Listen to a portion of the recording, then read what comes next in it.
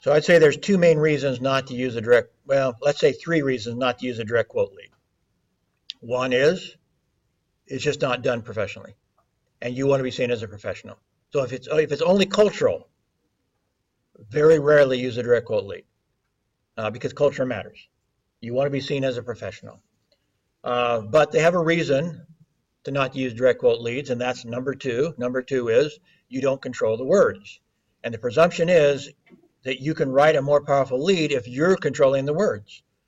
If you're letting somebody else control the words with a direct quote, then odds are it's not as powerful as you could make it as a professional journalist.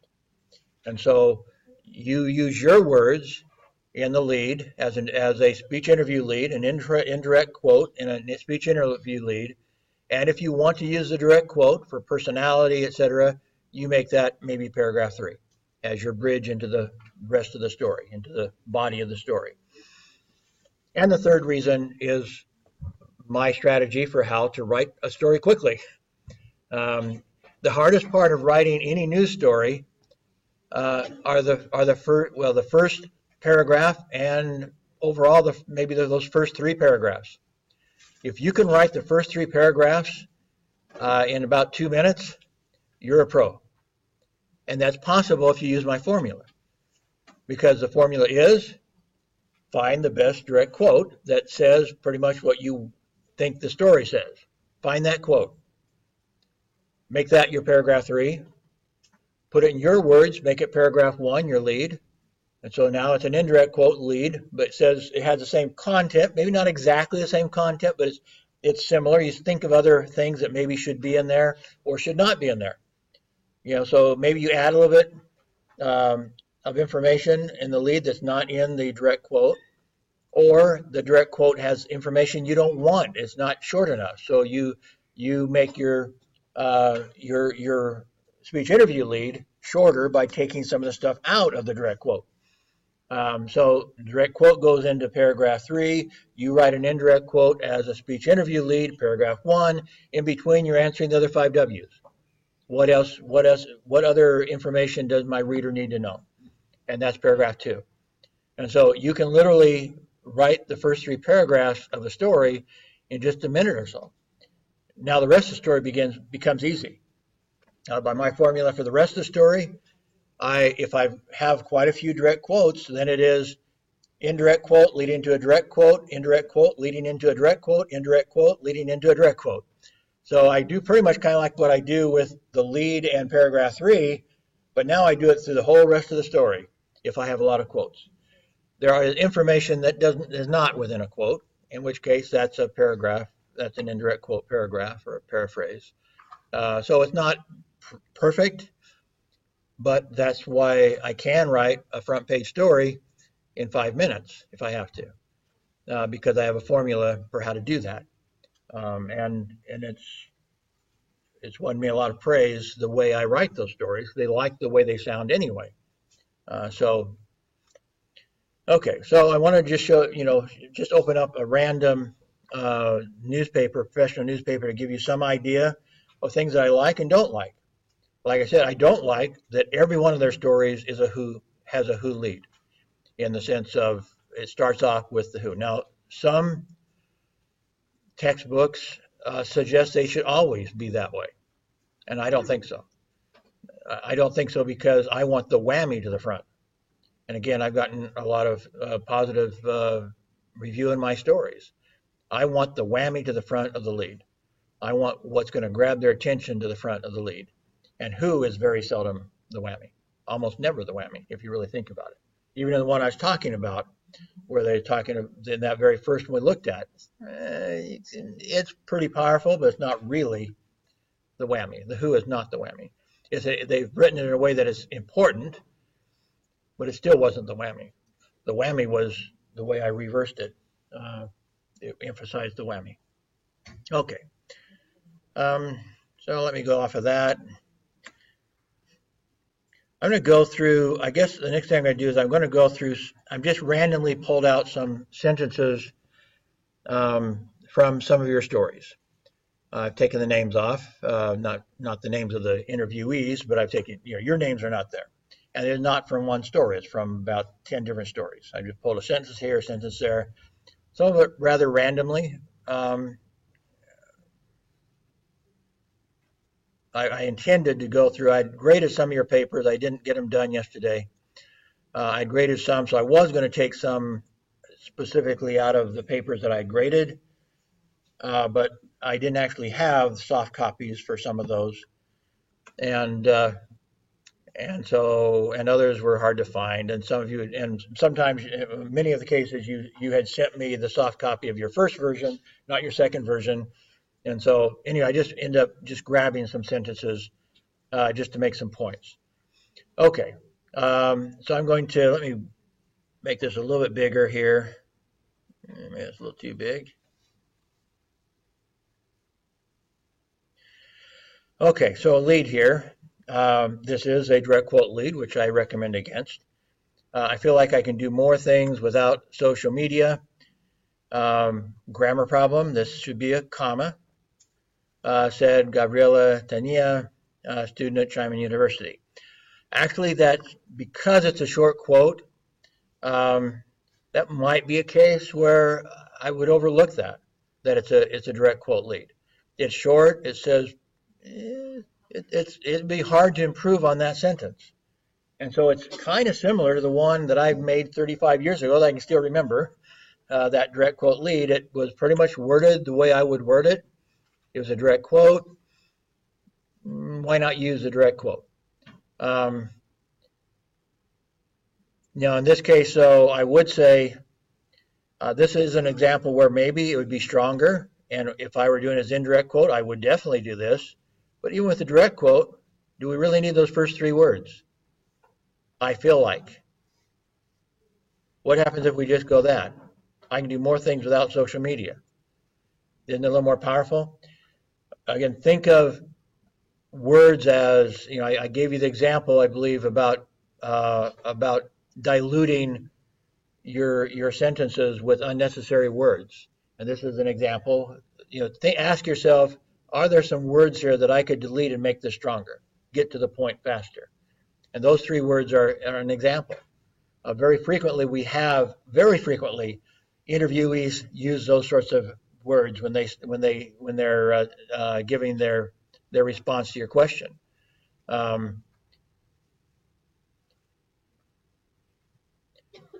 Those are not necessary words.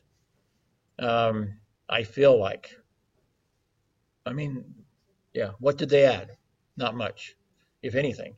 What they did add was dilution of the whammy, which you were trying to avoid. So I would suggest getting rid of that. Be sure to put the comma in here, not a period.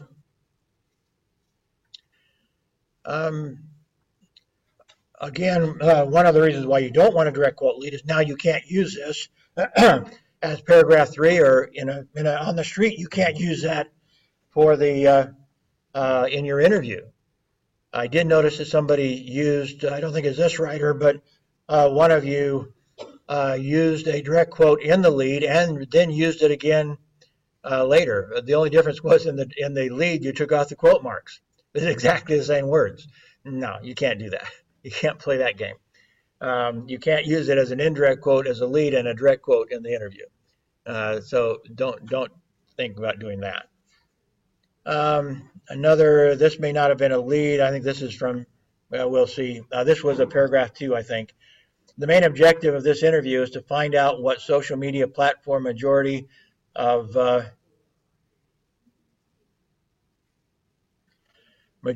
students at Xiamen University Malaysia uses.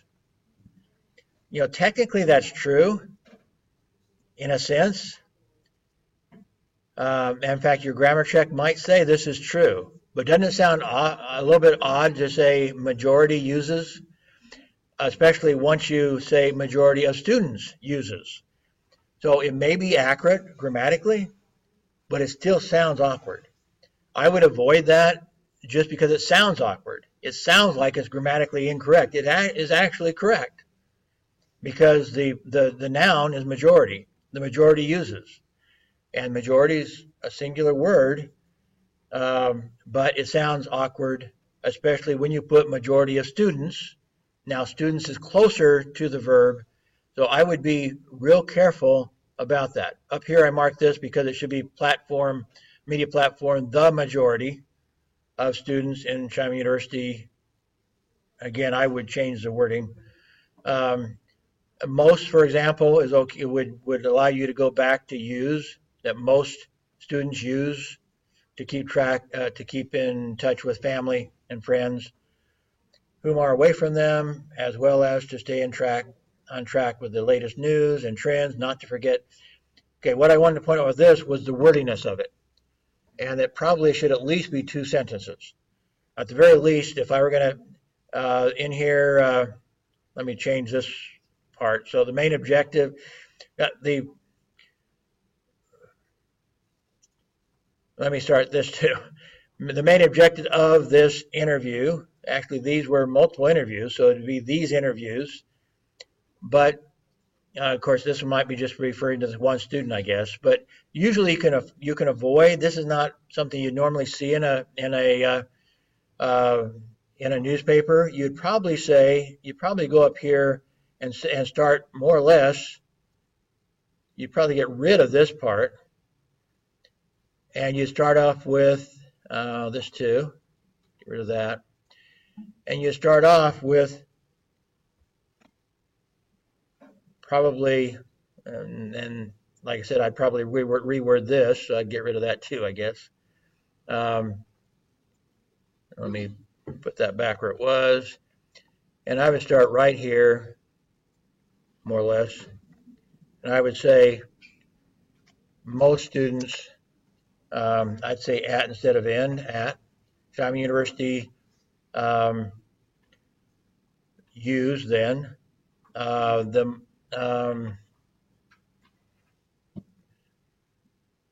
social media, use social media to and the most isn't, I don't think that's, especially you had the majority and most to keep. You might say most students at Xiamen University use social media, and that's really more the point here, to keep in touch with family and friends. Actually, whom is not correct here. Who, if you can say, if you can use this part as a subject, who are away from them, and that would be who. It's awkward either way. In fact, again, wordiness. I would get rid of all of that, because I think it's assumed that these families and friends are not here close by. To keep in touch with family and friends, to stay on track with the latest news. But now you're talking about, so this is actually a separate thing here, to stay in touch with family and friends, comma, so that this is a second item, to stay in touch with the latest news and trends. Now you have to decide, is this a separate sentence or can we put an and in here? Not to forget. The way it's worded right now, it should be a different sentence. So here, instead of this, family and friends, and maybe put an and in here, and then start a new sentence here.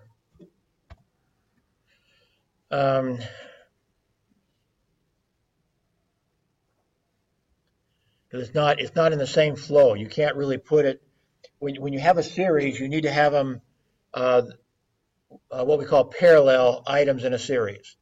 So to keep in touch and to stay in track, those are parallel. To keep in touch, to stay in track. Those are parallel items in a series. This last sentence is not parallel to that, and it's totally off. It's totally different.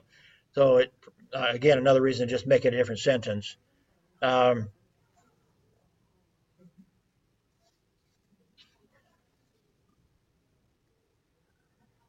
So maybe something like In addition, social media is an important, well, it's not even in addition. Um, what are you really saying here? An important social aspect of their life? You need to decide what you're really saying because the way it's worded here is not clear. I mean, these first two items that make it an important part of their daily life, keeping in touch with family and friends and keeping up with news and trends, that's already saying that this is an important part of their daily life. And so what does this last part mean that distinguishes it from that first part?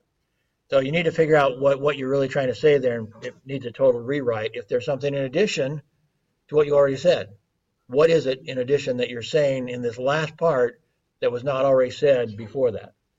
So be careful with the way you word stuff. Make sure they flow well. They're not overly wordy. Okay, another paragraph. Quote, this is a direct quote here. It is very useful for the younger generation as well as the older generation because in WeChat there are plenty of official accounts. This accounts provides interesting articles related mainly to China. It informs you on latest news and information. That's 3 sentences. Watch out for run-on sentences. Run-on sentences are sentences where you can put a period and make separate sentences. So in grammar, be very careful of run-on sentences. And it's not just because it's grammatically incorrect. That's only one reason that you watch out for run-on sentences. The other reason is that your writing is much simpler if you have them in separate sentences. It's simpler writing. Once you start doing and, you add this and this and this and this, and make one sentence into multiple sentences into one, it's a much more complicated sentence. Now, if the question is, but this was exactly what they said, then that's not a good reason. Go ahead. What is a run-on sentence? Okay, it's multiple sentences that are made into one sentence. In other words, to make this not a run-on sentence, so right here, you'd put a period. You'd probably get rid of this part. Probably reword this to maybe offers. Maybe here you put in, maybe you can keep this, but which provide.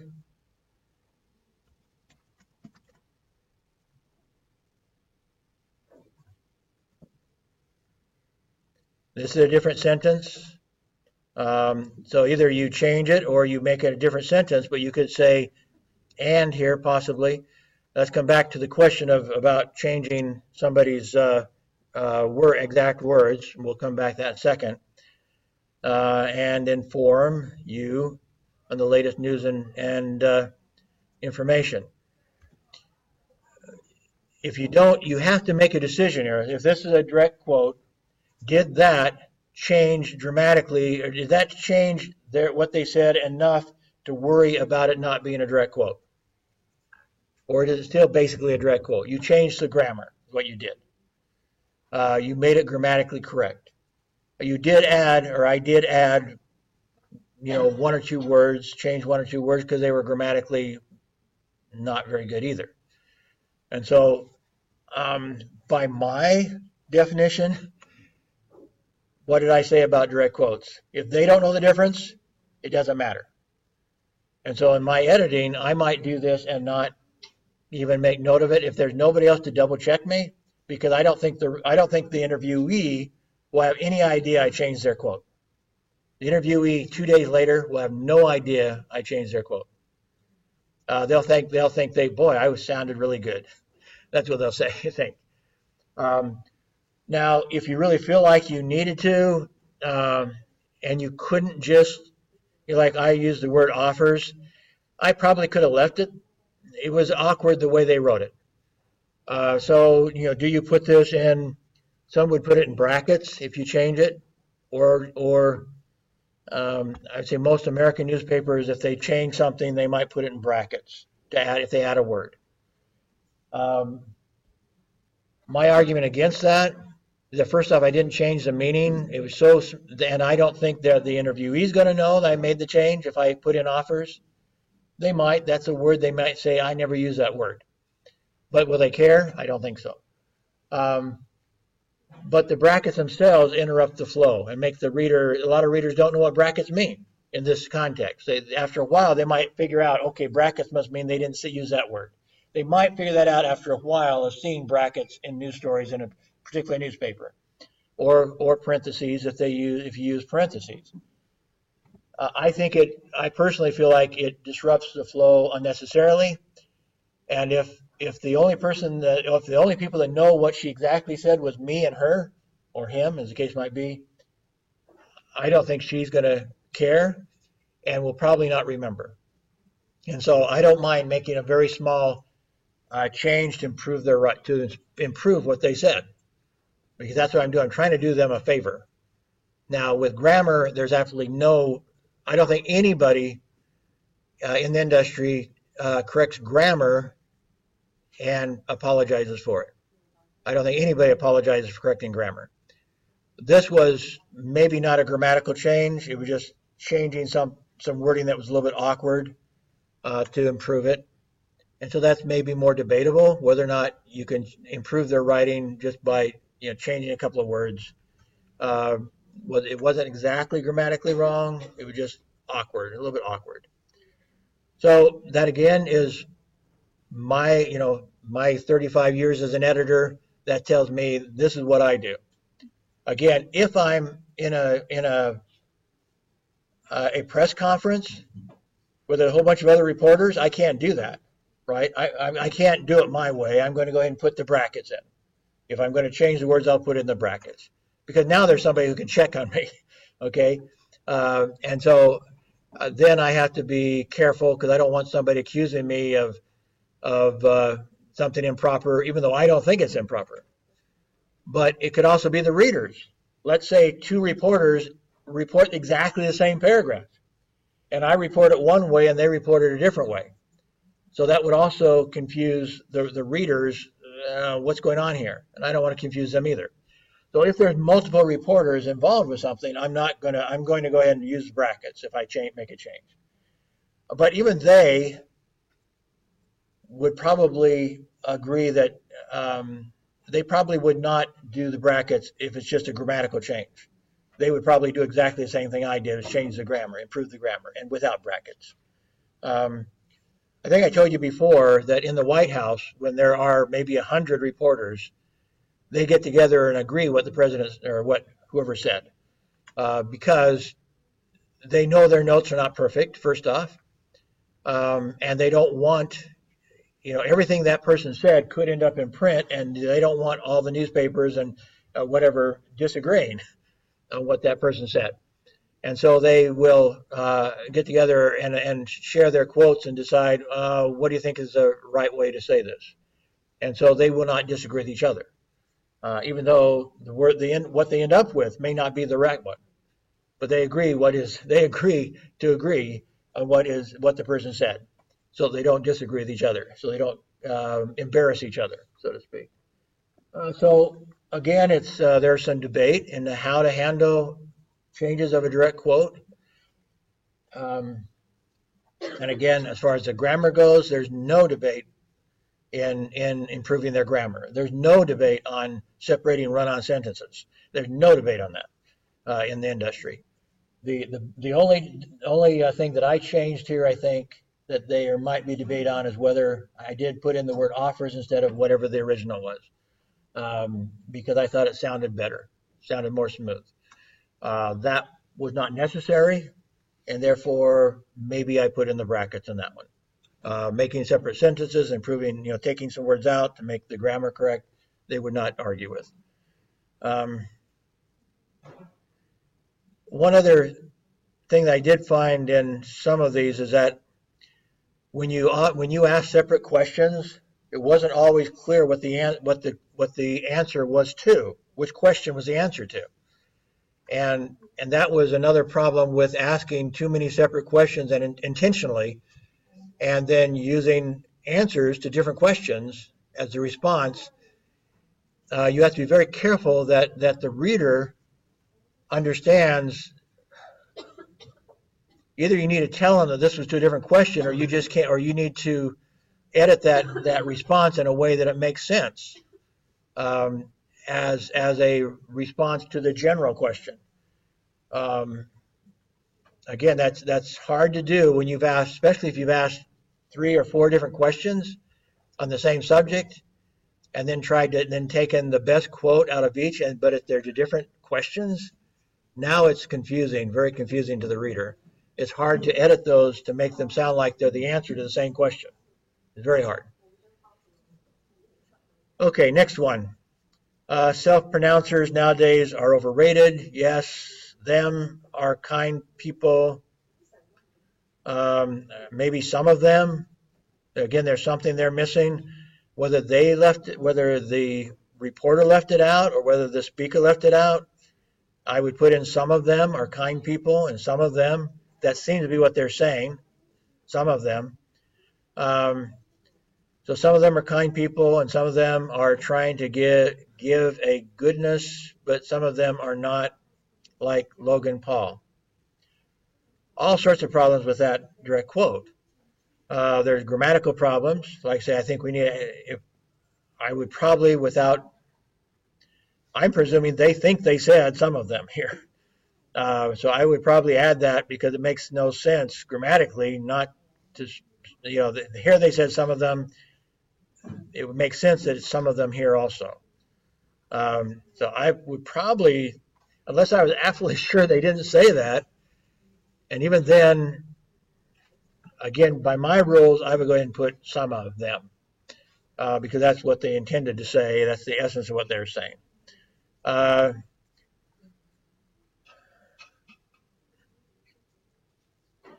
Be careful to give a goodness is very, very awkward. That and out of thin air without any background to, like Logan Paul, if that makes sense to 90% of your readers, maybe. But to throw in like Logan Paul and assume everybody understands what that means, you can't do that. So this direct quote is hardly usable the way that they worded it, and so, and in fact, I would be a little hesitant to make so many changes in this to make it. I mean, like Logan Paul, I could just cut off. That's easy. But to give a goodness, I think the speaker actually said that, and that is so awkward in English. I mean, you could say, I mean, the closest I can come to that is do good. Some of them are trying to do good, and some of them are not. So would I change that to do good? Maybe I would. If I really didn't have any other option, yeah, I suppose I would. But as it is, very awkward English. The same person, I guess, social media had affect my daily life. It makes me procrastinate so much. Again, bad grammar. And by the way, social media, 2 problems. There's no reason to capitalize media. So it should be lowercase media. That's not a proper name. And is media singular or plural? A lot of you had trouble with media. Media is plural. So your verbs have to be plural. And so social media have affected my daily life. If we want to make a slight change in this, it's have affected my daily life to improve the grammar. So that is pretty easy to do. Social media have affected my daily life. Make the affect to past tense, and had to have. It then, well, social media is plural, so it's no longer it. They make me procrastinate so much. Again, in this case, without even doing more changes, it makes more sense to say they make in order to stay grammatically correct, because it has to be uh, related to media, and media is plural. So yeah, I guess the bottom line is you can't let bad grammar be part of your quotes. You have to do something about the grammar. Um, and here at the end, there's a comma, and it just stopped there in the story. It stopped, comma, quotation mark. Well, obviously not a comma. That's the end of a sentence for our purposes here. Obviously, originally it may have said, says so and so, but here that so and so isn't there, so this would have to be a period. And same here, entertainment, comma, quotation mark, nothing after that. So watch another one, same thing. So watch your punctuation. Um, yeah, watch your punctuation. Down here, we have another grammar problem. Well, let's go with this one. It's a grammar problem. This one. By deleting social media, it will reduce my entertainment. This is fairly easy if you just get by and say deleting social media will reduce my entertainment. So you're really not making much of a change there, but that becomes correct grammar. The other way was not correct grammar, very awkward. So sometimes just really subtle changes to correct their grammar, improves the flow, and it certainly improves the correctness of it. Down here, word seems to be missing, whether it was actually the way it's said or not. Social media are quite useful in studies because we can review back all the files that they send or all the links through social media. The problem with this is now they send. Who's they? Who is they in this? Because we can review back is not needed. You can get rid of that.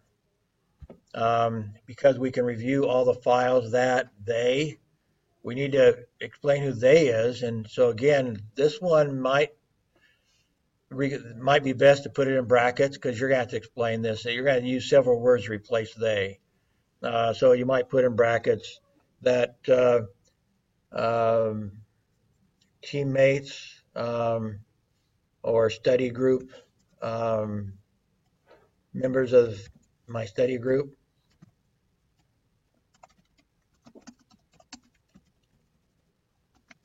See, that's whatever it is going to be long enough that's probably you're going to have to put that in brackets.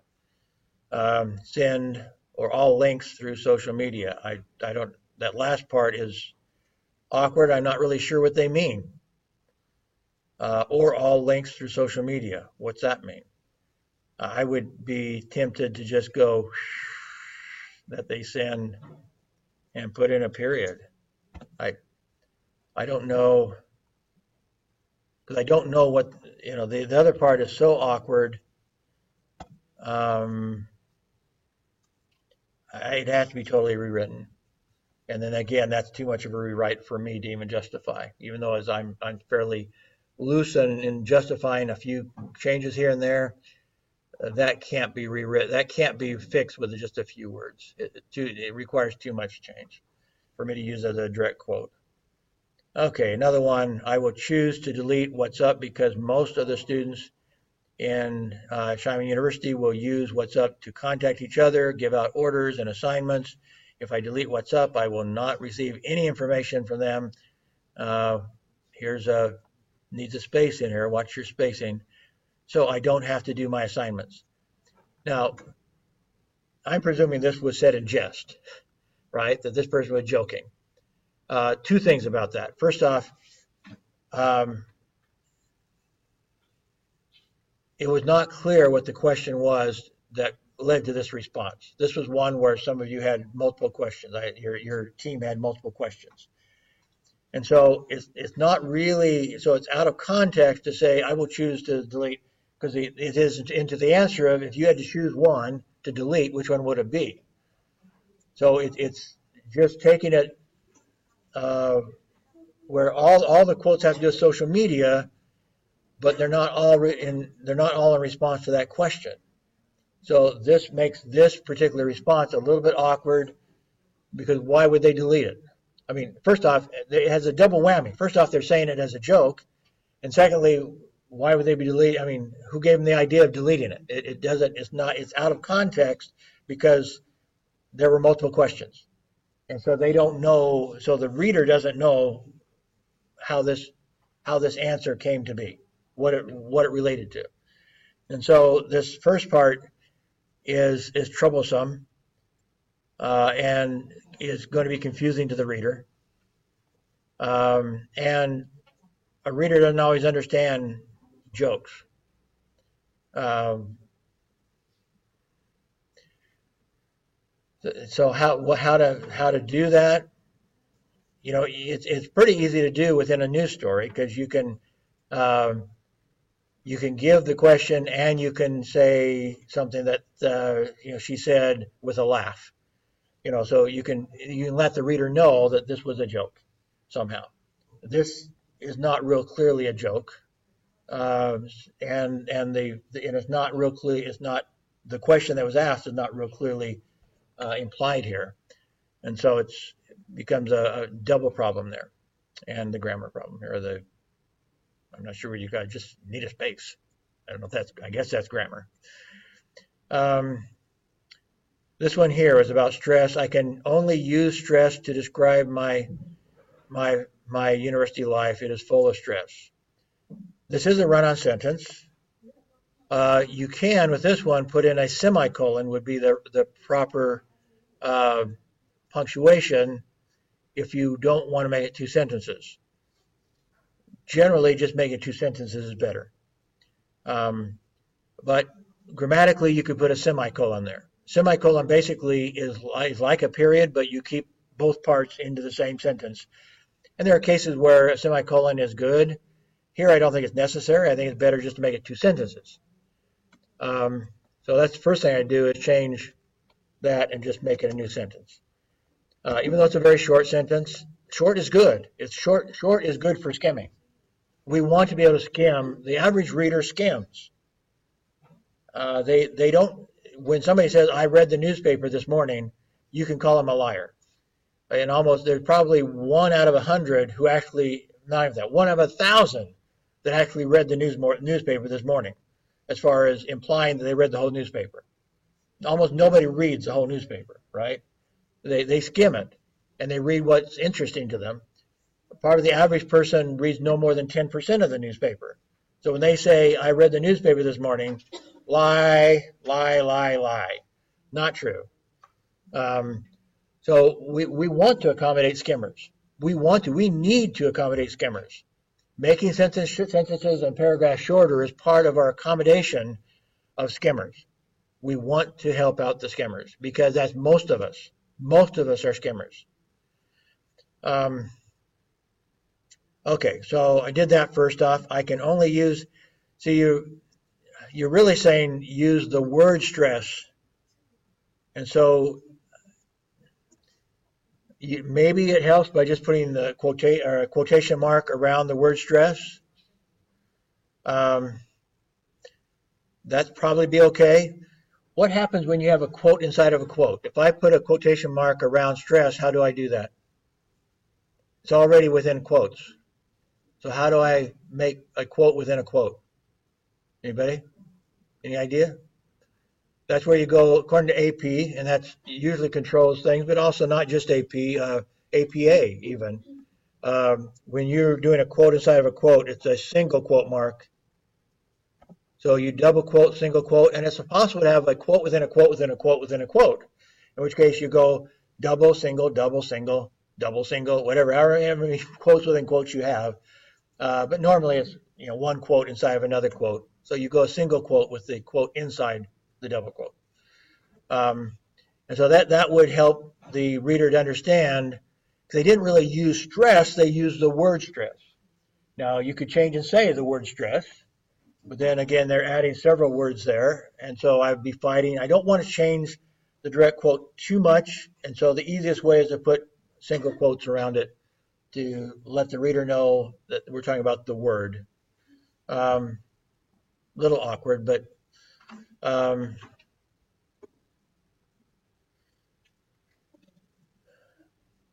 okay, last week a group of students, okay, this was part of the same story, I think. And so I took the first three paragraphs just to make a couple of points. Last week, a group of journalism students conducted an interview. Well, really interviews, right? So not a group of journalism students conducted interviews. Does it really matter that it's in D6? Does that add anything? Is that news that is in D6 and not someplace else? That is just not necessary. Just that sort of detail is absolutely not necessary.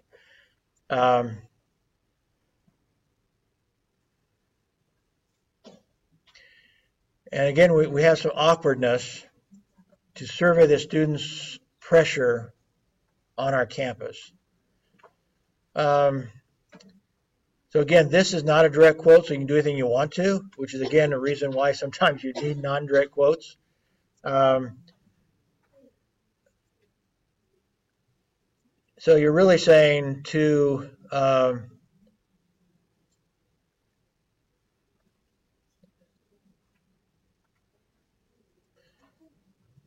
perhaps to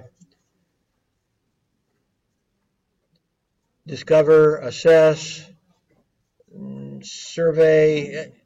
Maybe you could leave survey. I don't think it's the best. I would say use a different word. To learn, to study, or to assess. Maybe that's a good word. But now it's kind of backwards. This would be assess the pressure that students feel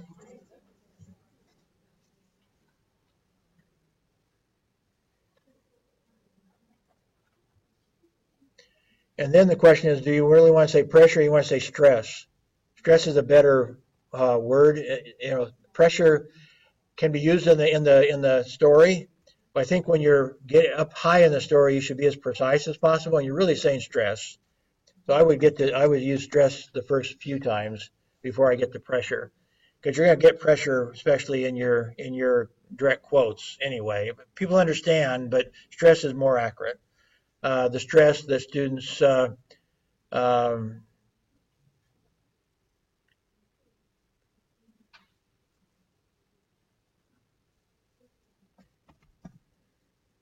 and here, let me see what was up in the lead. Okay, you gave the name of the search. So actually, you probably just stopped there. You already gave the name of the university in paragraph, or paragraph 1. So I think that'd be better. So conduct interviews to assess the stress that students feel. Every student is facing pressure. Here, by now, pressure is probably okay. You stress the first time or two. Facing stress from many different aspects. The majority or most. Again, you get back here where are you going to have a problem when you get to the first verb. It's probably okay with the verb the way it's worded. So the majority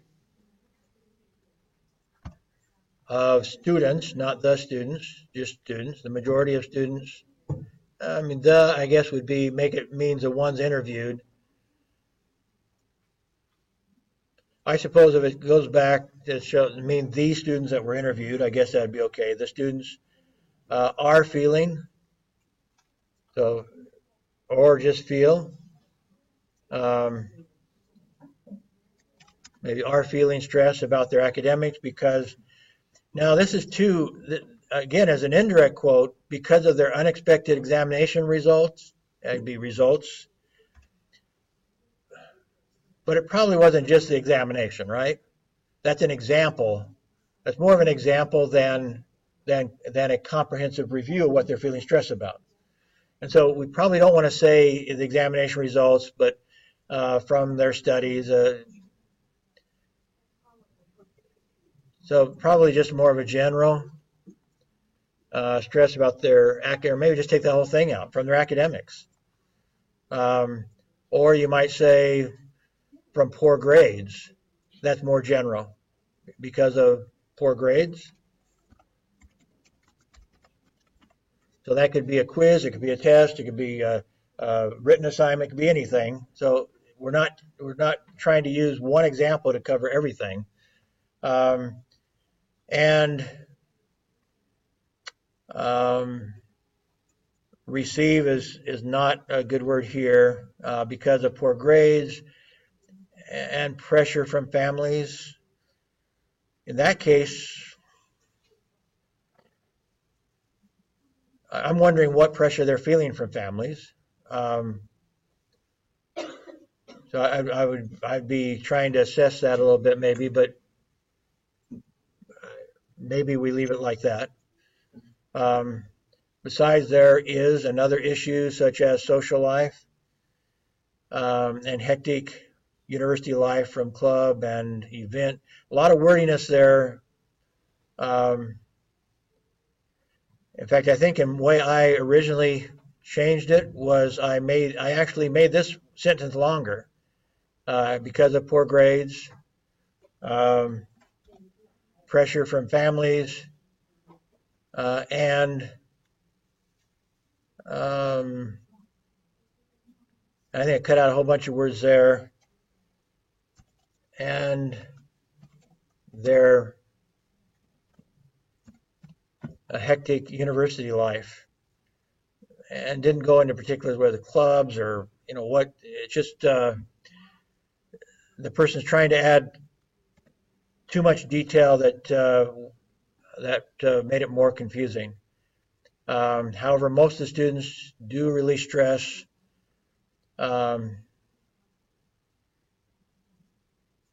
Maybe most of the students find ways to release stress,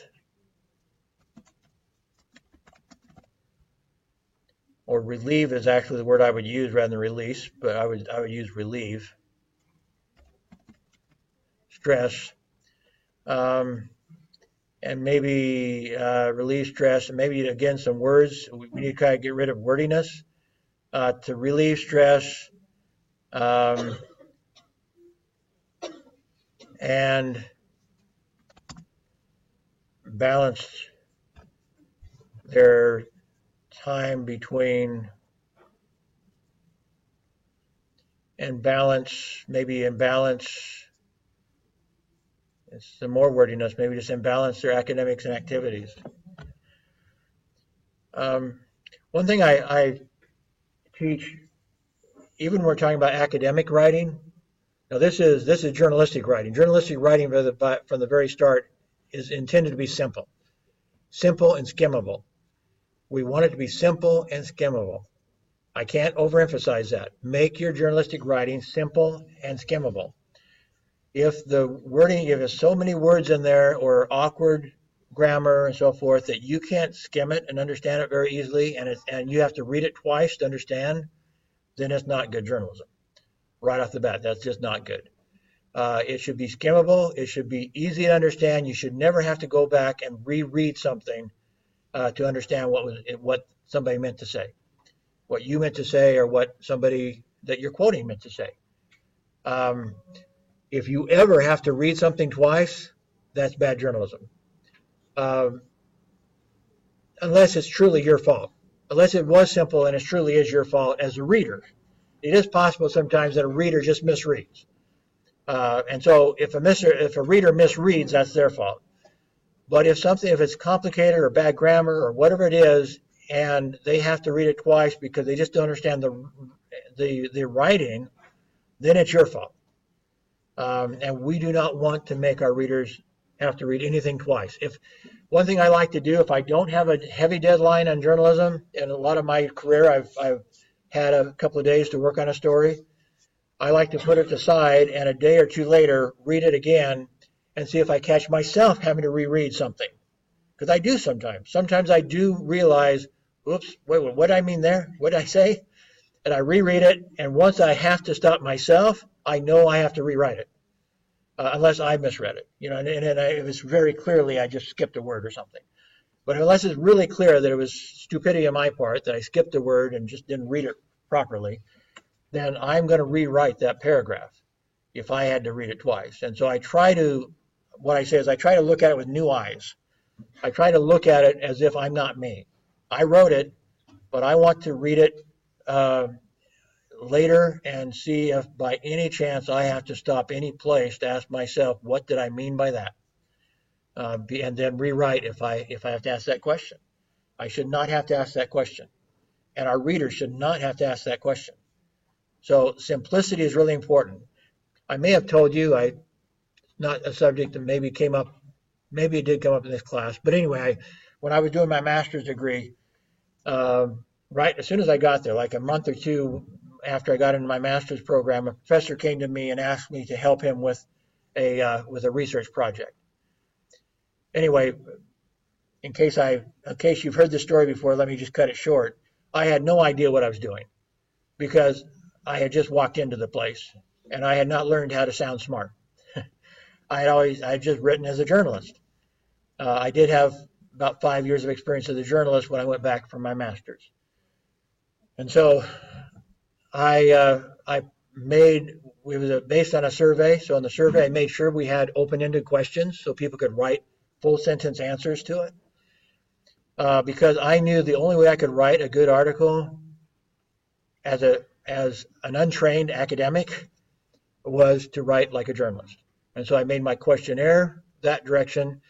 And then when I wrote it, that's exactly how I wrote it. I wrote it like I would a journalist, except I had statistics. But I wrote the statistics like I would if I were a journalist. So you can write about statistics and be a journalist, obviously. You still have to keep it pretty simple. But then I also was able to have a statistic, and then I had a direct quote that represented the statistic. And so I was able to mix statistics, direct quotes to represent what people were thinking. And a month or so later, we got a letter back from the editor of one of the top journals in the world at the time. And it was written to my professor because he gets to put his name on first before mine. And so the presumption is he wrote it, although he actually changed like 2 words in the whole article. It was his idea, my research, my writing. He changed 2 words, and we sent it in. So we get this letter back from the editor of this journal, this top-notch journal, and it says, I have a pile of stories or articles written by professors from throughout the country and throughout the world on my desk. But yours is written so well that we're going to not only put yours in the very next edition of the journal, we're going to make it the #1 article in the journal. That letter impacted my entire life because I realized, how am I going to write academic journals or academic articles in the future? I'm going to write them like a journalist. Because what I concluded was even a person with a PhD wants to skim. Even academic articles, they want to skim those articles. They want them to be simple to understand. They don't want to have to reread a paragraph, even in an academic article. And so me writing that like a journalist and getting that kind of response from the editor of one of the top journals told me a lot about what my future would be like. And before I had my master's degree, I already had 4 published journal articles, which is more than the average professor in journalism has in their entire career, because professors in journalism don't publish a lot in America, anyway. So simple, simple, simple. I've done workshops to professors to teach them how to improve their academic writing. That's the story I tell. I say, keep it simple, even if you're writing about something complicated. Keep it simple.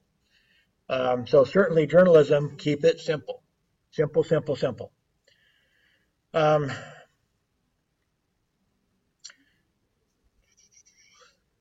had some more that I just pulled out.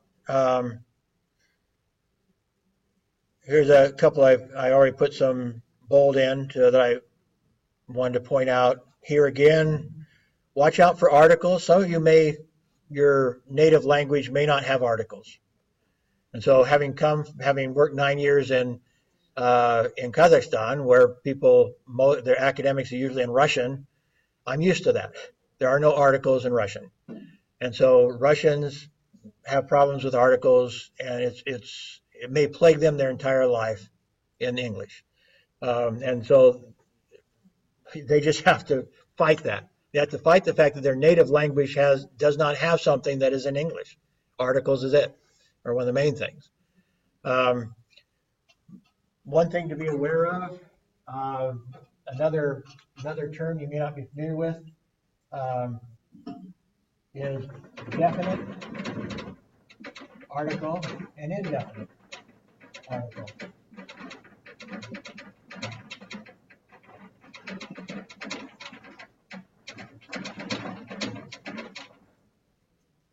Okay, first off, so what's an article? Start off with that.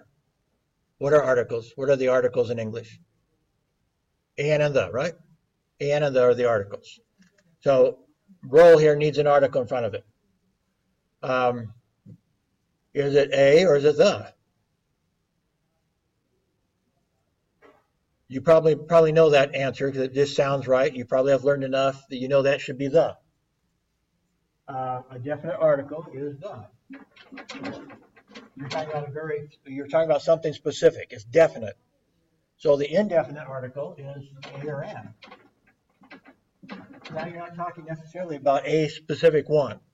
So if you're talking about, and it makes a total difference, the house was on fire, a house was on fire.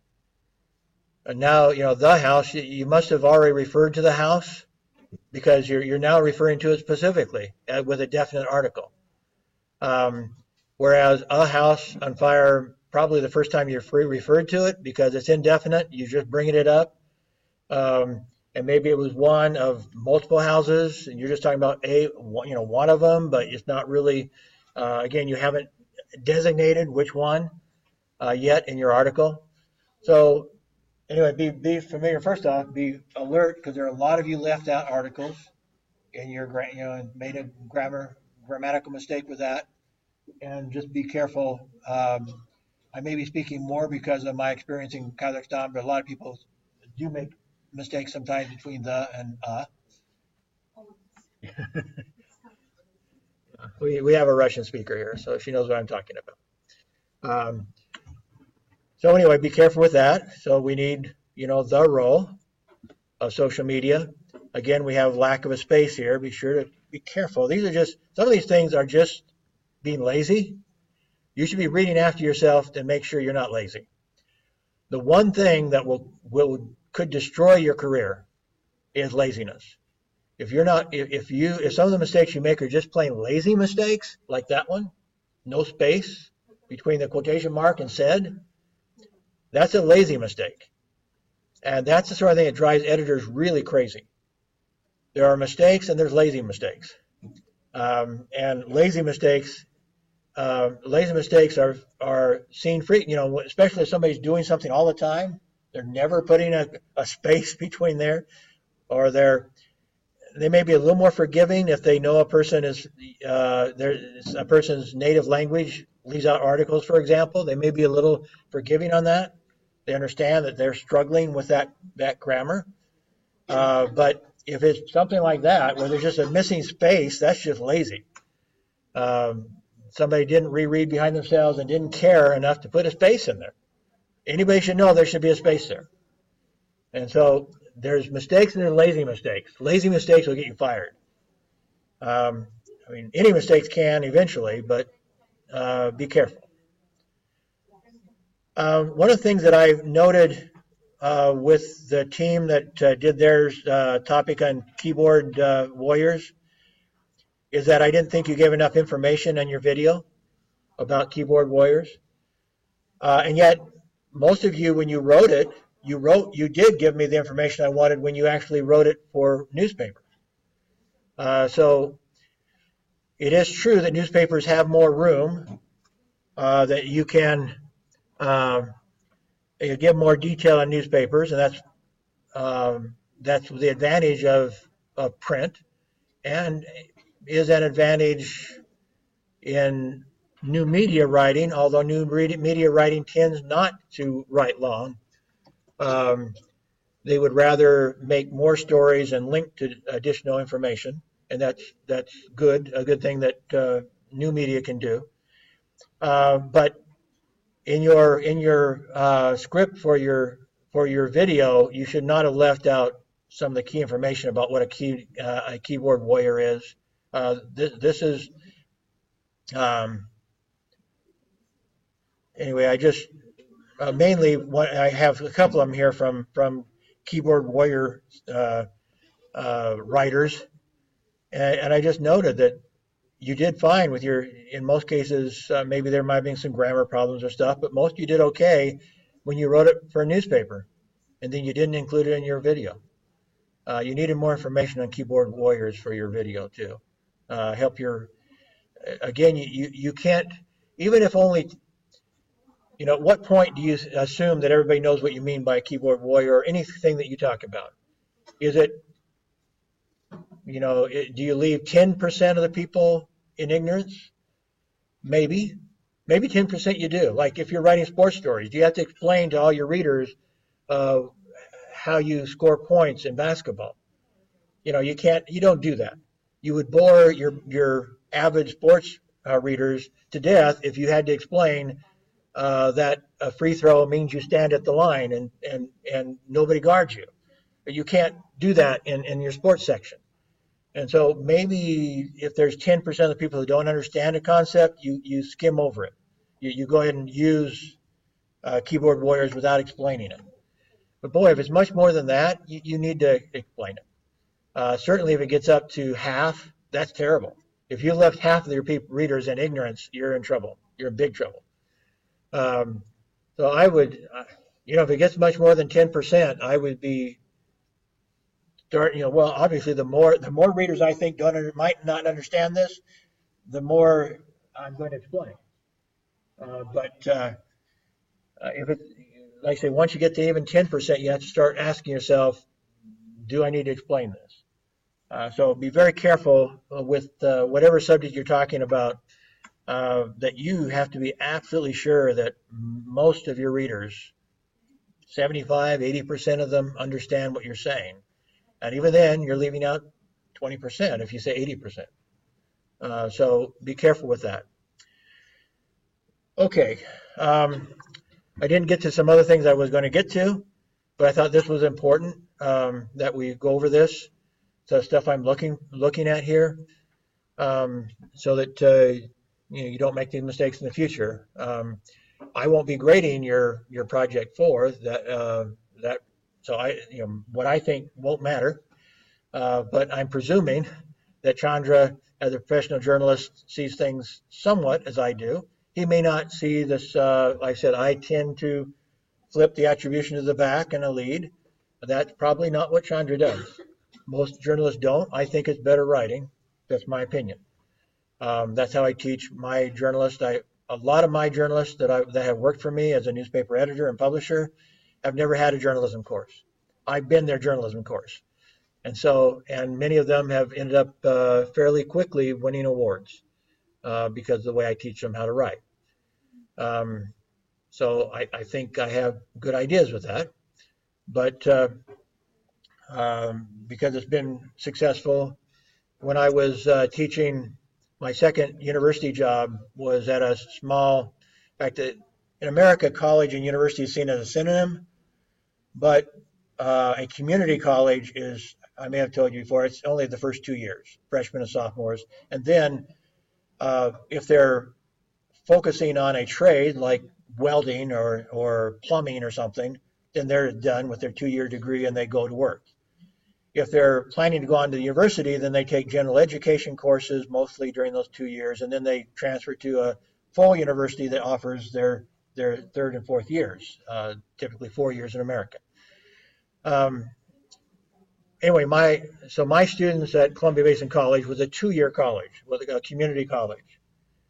And every year that I was there, we competed in a competition judged by professional journalists. The Society of Professional Journalists did the judging. They set it up, the competition. They did the judging. The professionals did. So they weren't academics. They weren't students. They were professionals doing the judging. And we competed with all the universities and colleges in that region, in a three-state region. So it included one of the top journalism schools, Washington State University. It included one of the top private universities, Gonzaga University. It included other universities, and including their master's students could compete in this competition. So my first and second year students were competing against third, fourth, and fifth year students, if you would. In the 5 years we participated, the professional journalist said my students were the best in general news writing 3 of the 5 years. Another year they were second and third in that competition, and in the other year they were just second.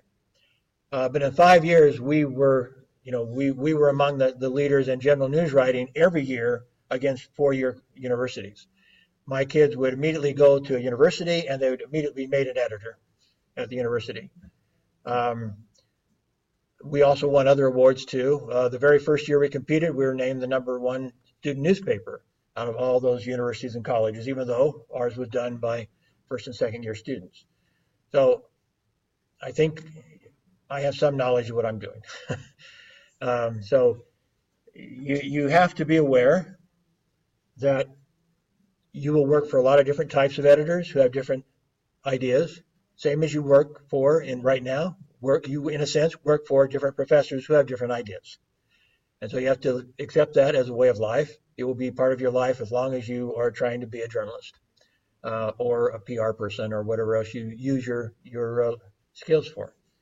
But I do have cause for doing things the way I do them. Okay, there is a quiz.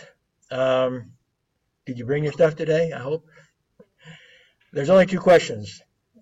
And this is from the other day. I didn't add any questions from today. I think I will send you, I'll have you do a quiz like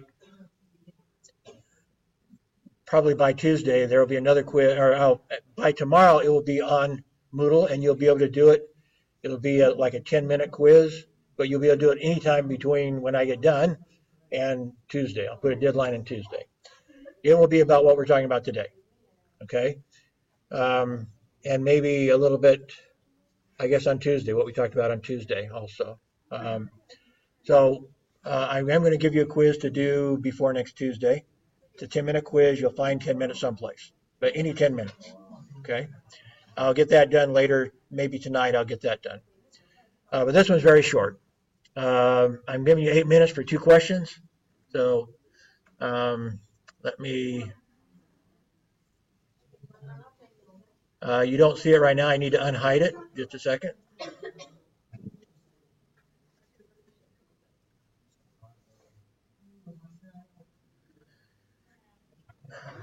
Where is it?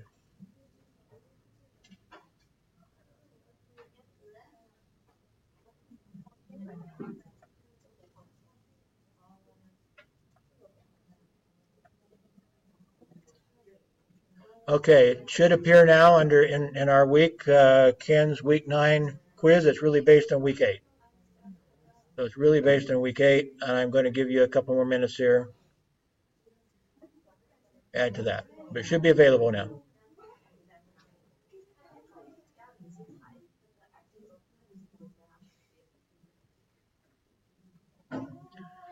Oh, actually it's not yet. So I had it opening at 42. It's not 42 yet. I'll go ahead and say now then.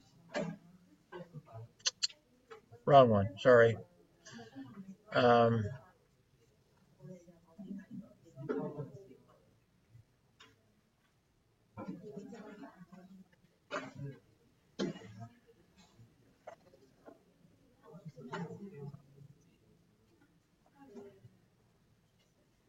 Okay, so it's now available, should be available to you now.